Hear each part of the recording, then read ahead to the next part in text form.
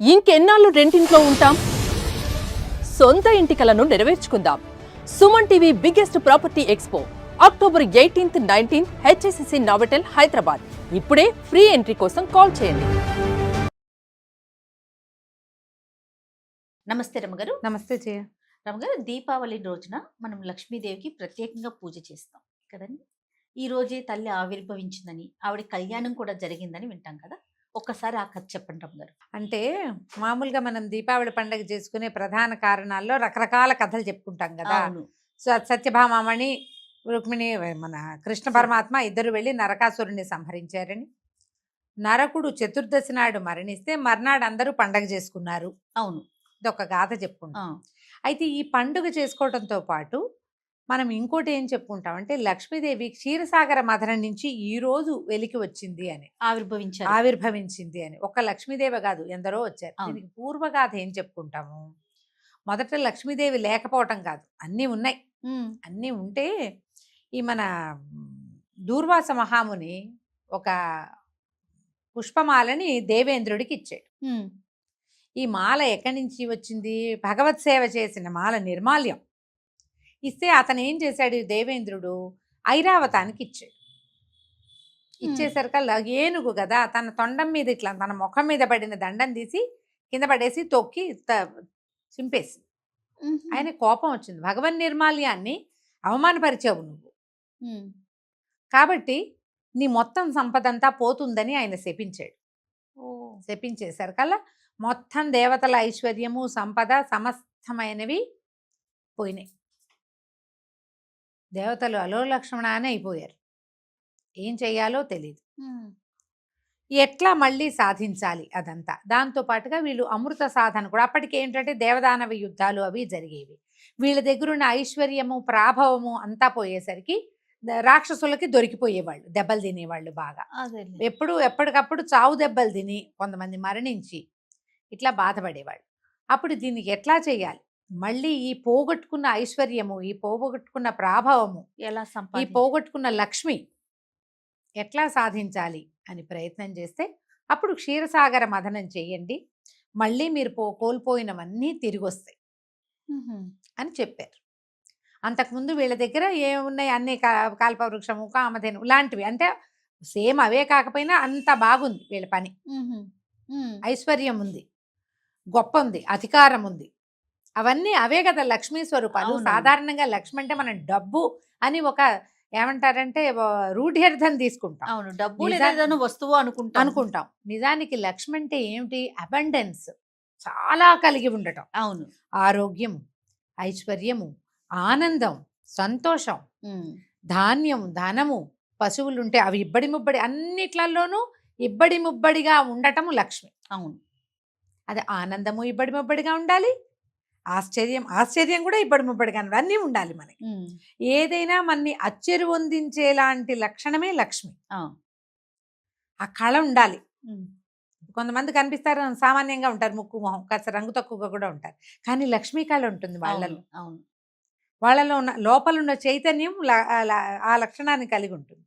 ఇప్పుడు సరే, దేవతలు దానవులు కలిసి మాట్లాడుకున్నారు, అమృతం సాధించాలంటే ఈ క్షీరసాగర మథనం చేయాలని భావించారు. అప్పుడు మందరగిరిని ఎత్తి క్షీరసాగరంలో పెట్టారు. ఆ మందరగిరికి తాడుగా వాసుకి అనే సర్పాన్ని తీసుకున్నారు. అవును, ఈ సర్పాలలో అక్కడ ఆదిశేషువేమో ఆయన దగ్గర ఉంటే, విష్ణువు దగ్గర ఉంటే, వాసుకి మామూలుగా శివుడి దగ్గర ఉండేవి.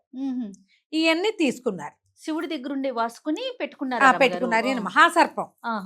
ఈ సర్పాన్ని వాసుకిని కవ్వంతాడుగా పెట్టుకున్నారు.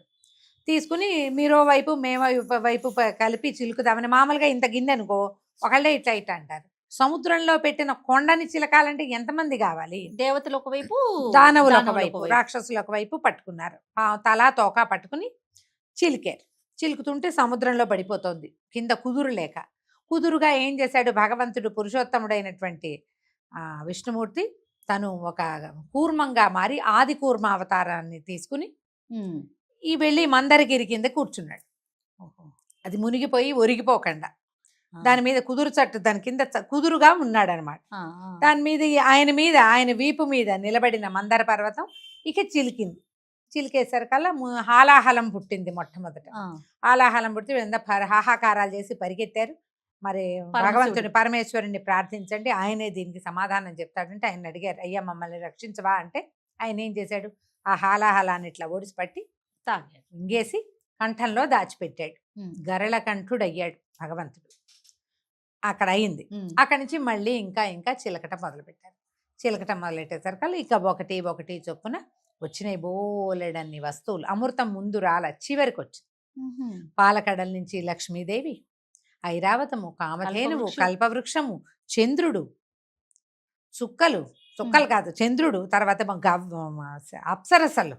ఆహా. అప్సరసలు కూడా పాలకడల నుంచి పుట్టారు. వాళ్ళంతా లక్ష్మీదేవితో పాటు పుట్టిన వాళ్ళే. ఓహో. వీటన్నిటితో పాటుగా గవ్వలని, శంఖాలని, ఎన్నో రకాల మణులు అవన్నీ కూడా సముద్రంలో నుంచి బయటకు వచ్చినాయి. ఉమ్, వీళ్ళందరూ వచ్చాక అమృత భాండం పట్టుకుని ధన్వంతరి ఏం చేశాడు, ఆయన వచ్చాడు. వైద్య గ్రంథం ఒకటి పట్టుకొచ్చాడు, జలగని పట్టుకుని అమృత భాండాన్ని పట్టుకుని వచ్చాడు. జలగ. ఆహా. ఆయన ఆ జలగలతోటి వైద్యం చేస్తారు కదా, అవును. ఆయన చేతిలో ఉంటుందట. ఈయన ఆహా. వచ్చాడు. వచ్చేసరికల్లా మాకని పోరాటానికి దిగారు. మళ్ళీ ఏం చేశాడు విష్ణుమూర్తి, మోహిని స్వరూపం దాల్చి ఆ అమృతాన్ని పంచిపెట్టాడు. ఏ రోజున ఈ మొట్టమొదట లక్ష్మీదేవి ఇందులోంచి బయటకు వచ్చిందో ఆ రోజు ఈ అమావాస్య. దీపావళి అమావాస్య నాడే లక్ష్మీదేవి జననం జరిగిందని చెప్తారు. ఇది ఒక గాథగా, ఒక పురాణంలో ఇది చెప్పబడింది. లక్ష్మీదేవి జన్మించింది, ఆమె అందులోంచి బయటకు వచ్చాక ఎంత పరమాద్భుత సౌందర్యవతి, సాగిలపడ్డారు అంతా. ఆ సౌందర్యాన్ని చూసి మా సౌందర్యం ఏమిటి, ఆ మహోత్కృష్ట, ఆమె లేకేగా ఇలా దౌర్భాగ్యం పాలైపోయాం మనము. మొత్తం అంతా చెడిపోయింది కదా, ఇంకేం లేదు. ఆమె వచ్చేసరికల్లా ఆమె ఏం చేసింది, వెంటనే ఈ దేవేంద్రుడు ఆమె పరిపరి విధాలుగా ప్రార్థించి ఆమె కోసం తపస్సు చేసి ఆమెను కోరుకున్నాడమ్మా, మా యందు దయ ఉంచమని. అప్పుడు ఆవిడ ఏం చేసిందంటే అన్ని చోట్ల తన తాలూకు యశస్సుని, ప్రాభవాన్ని ఉంచింది. భూమి మీదేమో ధాన్యంగా, ధాన్యలక్ష్మిగా, తర్వాత ఏమో ఈ సముద్రాలలో నీటి యందు కూడా తీయదనాన్ని, అట్లా ప్రతి చోట తన యొక్క గొప్పతనాన్ని ఉంచింది. ఆ లోపల నుంచి బయటికి వచ్చినటువంటి అమ్మని విష్ణువుకి సమర్పించారు. ఆయన్ని చేరుకుంది. ఆయన ఎత్తి ఆమెను వక్షస్థలంలో పెట్టుకున్నాడు. విష్ణు వక్షస్థల నివాసిని అయిపోయింది అమ్మవారు. వివాహం చేసుకుని ఆమెని తన వక్షస్థలంలో పెట్టుకున్నాడు. ఆమె తన యొక్క అన్ని కళలని ఈ ప్రపంచం అంతా పంచిపెట్టింది. ఆమెదే ఈ గొప్పతనం అంతా. ఏదైనా ఒక చెట్టు నిండా కాయలు కాసినాయంటే లక్ష్మి, ఓ పొలం పూర్తిగా పండిందంటే లక్ష్మి, ఒక ఇంట్లో గోసంపద వృద్ధి చెందిందంటే లక్ష్మి, సంతానం పెరిగారంటే లక్ష్మి, ఆరోగ్యం బాగున్నా లక్ష్మి, ఐశ్వర్యం బాగున్నా లక్ష్మి. ఆమె యొక్క లక్ష్మీ కళ అన్ని చోట్ల వ్యాపించింది. ఇంద్రుడు పరిపరి విధాలుగా ప్రార్థిస్తే అమరావతికి కూడా లక్ష్మీ కళని పంపింది. ఆమె తన కళల్ని అట్లా పంచిపెట్టింది. లక్ష్మి ఏంటంటే మామూలుగా మనకి కళలు అక్కడ ఇక్కడ పెంచాక ఇక్కడ ఉండవనుకుంటారు, అలా ఉండదు.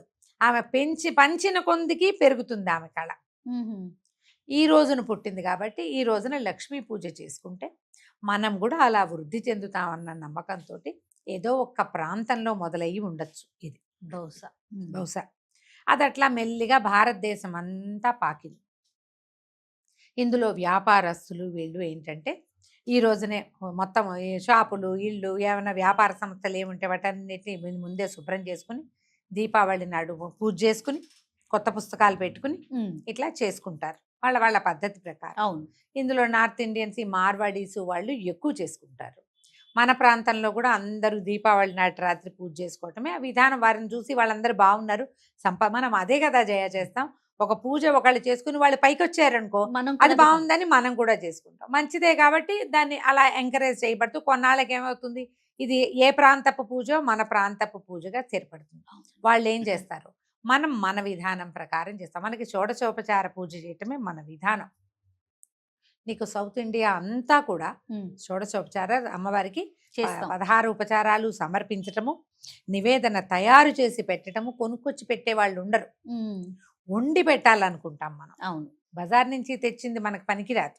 ఇక్కడంతా కూడా వండుకుంటాం. పాయసం చేస్తాం, క్షీరాన్నం చేస్తాం, తర్వాత ఈ బూందీ లడ్డూలని, మైసూర్ పాకులని, శనగపిండితో చేస్తాం కదా బేసన్ లడ్డు అని, అట్లా ఏవో ఒకటి శనగపిండితో చేసిన పదార్థాలని నివేదన చేయటం, మనకున్న సొమ్ములన్నీ అమ్మవారికి సమర్పించడం, కొంత డబ్బులు పెట్టి పూజ చేసుకోవటం, ఎవరెవరి మనసుని బట్టి వాళ్ళు పూజ చేసుకుంటారు. మనం అందుకు లక్ష్మీ పూజ చేసుకోవాలి. ఇప్పుడు ఈ లక్ష్మి అంటే మళ్ళీ మళ్ళీ మనం చెప్పుకోవాల్సింది ఏంటంటే డబ్బు అని అనుకోవద్దు. విద్యాభివృద్ధి కూడా, విద్యాలక్ష్మి, సంతాన లక్ష్మి, ధనలక్ష్మితో పాటు ధైర్యలక్ష్మి కూడా. అవునండి. ఎంతమంది ఉన్నారు అవును, అష్టలక్ష్మి? అవును, అవును. ఈ అన్ని లక్ష్ములతో పాటు సిద్ధలక్ష్మి అని ఒకటి ఉంది. సిద్ధి, ఆ, మనకి ఏదైనా సిద్ధించటం, ఆ, అది కూడా కావాల్సిందేగా. ఖచ్చితంగాను. ఆమె అనుగ్రహం లేకపోతే అది ఉండదు. అవును. అందుకని ఈ రకంగా మనం పూజ చేసుకుంటాం. దీనికి ఏమి నియమం లేదమ్మా, ఇలాగే చెయ్యాలి, ఇంతే చెయ్యాలి, ఉమ్. వీళ్ళే చెయ్యాలి, అలా ఏమీ లేదు.